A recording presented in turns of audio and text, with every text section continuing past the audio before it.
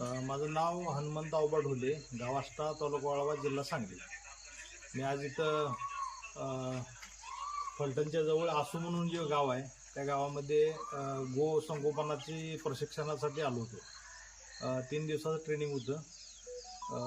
साहेबांच्या माध्यमातून आम्हाला इथं गो संगोपनाची फर्स्ट टू लास्ट पर्यंत सगळं प्रशिक्षण अगदी व्यवस्थिततेने दिलं आणि अपेक्षेपेक्षा चांगलं आम्हाला त्यांनी शिकवलेलं आहे. आणि जे प्रोडक्ट वगैरे तयार करायचे ते सगळं लेखी स्वरूपात आणि व्हिडिओ स्वरूपात सगळं दिलेलं आहे.